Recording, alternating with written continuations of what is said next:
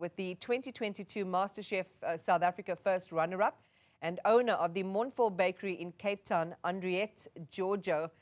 Andriette, and welcome to the program, and thank you so much for your time. We're showing our viewers some visuals and pictures of the icons in the box.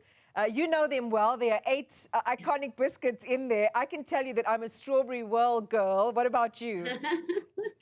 Oh my gosh, I think you're my twin, because I literally wanted to say I love the Strawberry Whirl. It is definitely one of my favorites. And what I also just love about this specific cookies is it's just a variety which can really serve everybody around the table. You know, not everybody has the same taste profiles, so it's always great if you have a variety.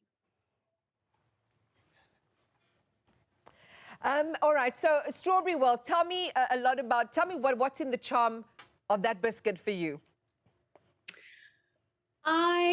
I genuinely love the strawberry flavor. It's one of my new obsessions, and even in December, it is strawberry season, so you get fresh strawberries. So I think that with that, I'm just connected to the fresh summer vibes. You know, South Africa, we don't have a winter Christmas, we have a summer Christmas, and I love that about our country. And this specific cookie gives me lots of nostalgia from when I was younger, and having Christmas with my grandparents. So, you know, it's not just a cookie, it's always about memories with family.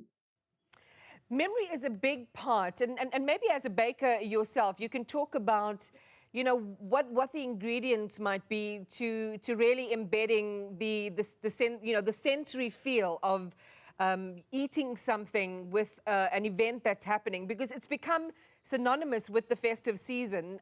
You know, you can't, especially when you're giving people gifts, for example, or you're thinking about having something, you know, in the home over the festive season. Choice Assorted is that South African staple. What does it take to build that kind of legacy? One thing I imagine, and yourself as a baker, is that it would have to be a consistent taste. You know, that what you tasted when you were a child, as a teenager, and now as an adult, kind of carries that flavor profile through.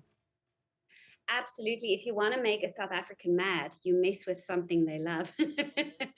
And so I would highly suggest that you stick to what you know, and you stick to it, and you make sure that the strawberry swirl, for example, that I tasted when I was 5, if I pick it up now, it needs to taste the exact same.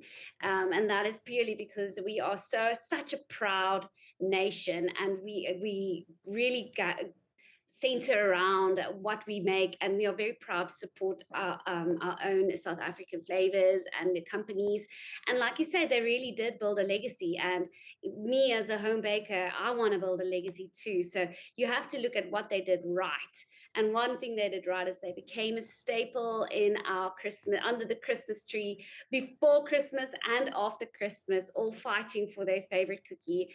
And that's something magical about it, I must say. Can I just tell you, so, okay, so you have a box, right? And you unveil it, Yeah. and there are 1 or 2 that are almost like the unicorn in the pack, that when you see that it's not there and someone's got to them first, you get really, really irritated. And in our family, it was this one, which is, I think it's a chocolate-coated ginger biscuit. So I'm just going to open this one up. I am diabetic, but I'm just going to take a little bite of this. Absolutely gorgeous. And then for me, it was the wafer as well. Oh, the wafer. Andriette. Yeah. So again, it's about being able to create the sense of, you know, like desirability as well. Talk to us about how they package this, and how even the proportions, because I think you'll get less of these chocolate-coated ones per serving.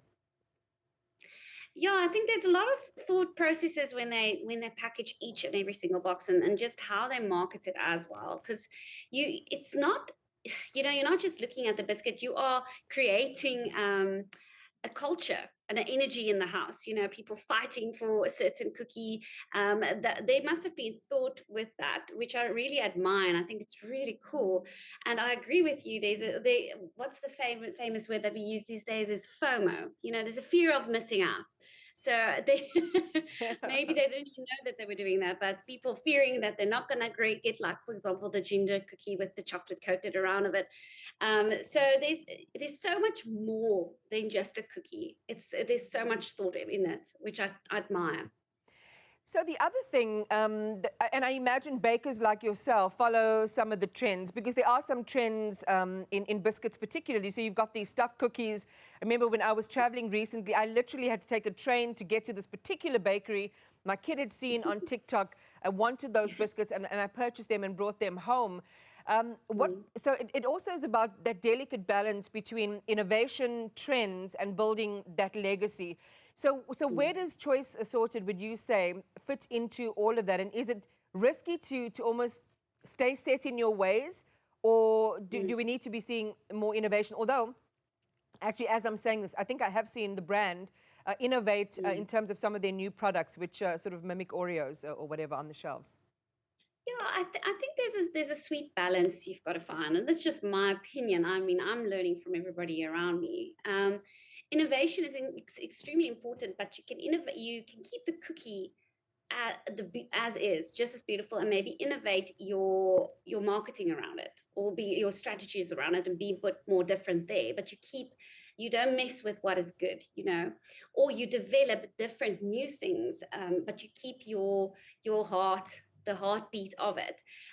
So there's always a balance in it. You don't want to mess with what is good and what is working and what people absolutely love, but you do want to stay with the times. Me, myself, as a baker, also doing stuffed cookies, I'm genuinely looking at what is the trends going out there. But now that I've kind of found it, I want to stick with it, but innovate around it and within it. So it's a balance, I think. There's another one that is my favorite. So Strawberry World, definitely top of the pops. And, if you're not getting the whole box, for example, a pack of lemon creams here and there with an evening tea can go down well. But I've got to make another confession. So the nutty crust, darling, tell me it's your fave as well. Oh, my gosh. I mean, I have a problem because I have an extremely big sweet tooth. So honestly, when you want to say all of it is my favorite, I do want to say that, but I do love the nutty crust. I love nuts. I currently had a marzipan cookie that I was selling, and it was all stuffed with almonds. So, nuts is also it brings such texture and flavor profiles to you. So it's a gift that keeps on giving. It's texture, it's flavor, it's crunchy, it's delicious. It's all of that lovely things. So I need to immediately just go sit down now with my biscuits and just go through all of them again.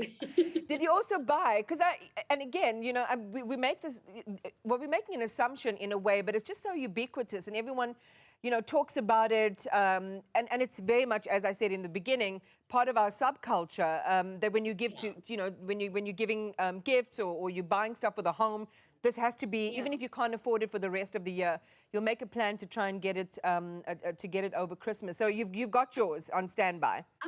I 100% have my box here, and it's like I've mentioned at the beginning, and you also mentioned, there's a sense of nostalgia with it, and I truthfully, I always enjoyed it with my grandmother who passed away. So, opening it up, it's in this time when you really reflect and you're spending time with family.